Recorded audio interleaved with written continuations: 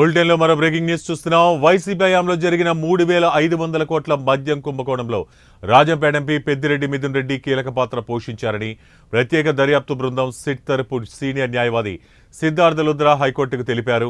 అప్పట్లో liquor policy రూపకల్పన అమలులో మిథున్ రెడ్డి అన్నీ తానే వ్యవహరించారని చెప్పారు. ముడుపులు చెల్లించిన కంపెనీలకే మద్యం ఆర్డర్లు ఇచ్చారని పేర్కొన్నారు. అక్రమంగా ఆర్జించిన సొమ్మును వివిధ మార్గాలు నకిలీ కంపెనీల ద్వారా మళ్లించారన్నారు. ఈ మేరకు హైకోర్టులో ఆయన వాదనలు వినిపించారు. ప్రభుత్వ ఖజానాకు 3,500 కోట్ల మేరకు నష్టం చేశారు.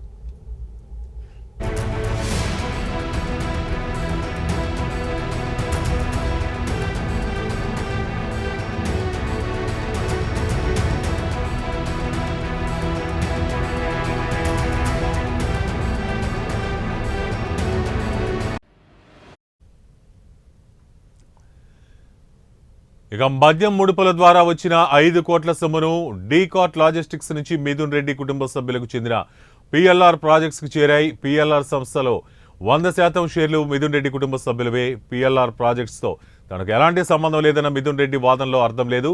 ఇక ముడుపుల వసూళ్ల గురించి పత్రికల్లో వార్తలు రావడంతో డీకాట్ లాజిస్టిక్స్ నుంచి వచ్చిన సొమ్మును తిరిగి ఆ సంస్థకే చెల్లించారు. అయితే ఆ సొమ్మును నగదు రూపేణా వివిధ మార్గాల్లో తిరిగి పిటిషనర్ ఖాతాలకు చేరింది. ముడుపుల ద్వారా వచ్చిన సొమ్ము అంతిమంగా ఎవరి ఖాతాలోకి చేరిందనే విషయాన్ని వెలికితీసేందుకు దర్యాప్తు కొనసాగుతోంది. ఇక వాస్తవాలు రాబట్టాలంటే పిటిషనర్ కస్టోడియల్ విచారణకు అవసరం. పిటిషనర్కు పూర్వ నేర చరిత్ర కూడా ఉంది.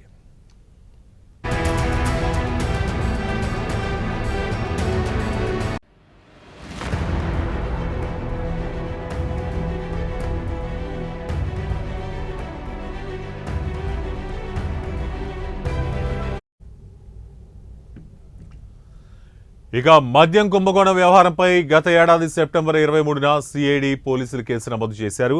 ఇక ఈ కేసులో తనకు ముందస్తు బెయిల్ మంజూరు చేయాలని కోరుతూ మిథున్ రెడ్డి హైకోర్టులో పిటిషన్ దాఖలు చేశారు. ఈ వ్యాజ్యం నిన్న విచారణకు రాగా పిటిషనర్ తరపు సీనియర్ న్యాయవాది టి నిరంజన్ రెడ్డి వాదనలు వినిపించారు.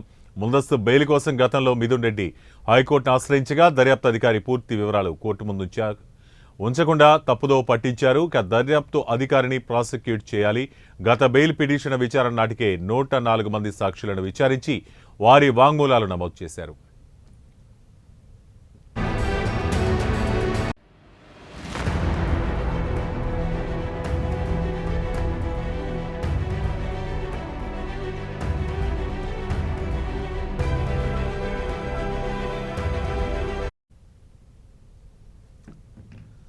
ఇక గత బెయిల్ పిటిషన్ విచారణ నాటికే 104 మంది సాక్షులను విచారించి వారి వాంగ్మూలాలు నమోదు చేశారు. పిఎల్ఆర్ ప్రాజెక్ట్స్తో పిటిషనర్కు ఎలాంటి సంబంధం లేదు. డీకాట్ లాజిస్టిక్స్ నుంచి పిఎల్ఆర్ ప్రాజెక్ట్స్కు వచ్చిన 5 కోట్ల సొమ్మును తిరిగి ఆ సంస్థకు చెల్లించారు. ఈ లావాదేవీలపై పిటిషనర్ ఇప్పటికే సిట్కు వివరణ ఇచ్చారు. ముడుపుల సొమ్ము పిటిషనర్కు చేరినట్టు ఎలాంటి ఆధారాలు లేవు. మద్యం పాలసీ రూపకల్పనలో పిటిషనర్కు ఎలాంటి పాత్ర లేదు. అరెస్టు చేసి వేధించేందుకు పోలీసులు పిటిషనర్ను వెంటాడుతున్నారు.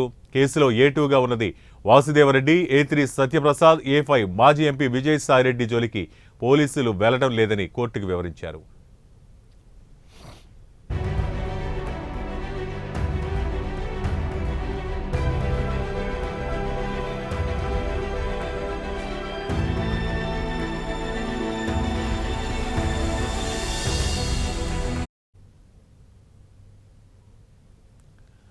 వైసీపీ హయాంలో జరిగిన 3,500 కోట్ల మద్యం కుంభకోణంలో రాజంపేట ఎంపీ పెద్దిరెడ్డి మిథున్ రెడ్డి కీలక పాత్ర పోషించారని ప్రత్యేక దర్యాప్తు బృందం సిట్ తరపు సీనియర్ న్యాయవాది సిద్ధార్థ లుద్రా హైకోర్టుకు తెలిపారు. అప్పట్లో లిక్కర్ పాలసీ రూపకల్పన అమలులో మిథున్ రెడ్డి అన్నీ తానే వ్యవహరించారని చెప్పారు. ఇక ముడుపులు చెల్లించిన కంపెనీలకే మద్యం ఆర్డర్లు ఇచ్చారని పేర్కొన్నారు. ఇక అక్రమంగా ఆర్జించిన సొమ్మును వివిధ మార్గాలు నకిలీ కంపెనీల ద్వారా మళ్లించారన్నారు. ఈ మేరకు హైకోర్టులో ఆయన వాదనలు వినిపించారు. ప్రభుత్వ ఖజానాకు 3,500 కోట్ల మేర నష్టం చేశారు. మద్యం ముడుపుల ద్వారా వచ్చిన 5 కోట్ల సొమ్మును డీకాట్ లాజిస్టిక్స్ నుంచి మిథున్ రెడ్డి కుటుంబ సభ్యులకు చెందిన పిఎల్ఆర్ ప్రాజెక్ట్స్కు చేరాయి. ఇక పిఎల్ఆర్ సంస్థలో ఆయనకు 100% షేర్లు ఉన్నాయన్నారు.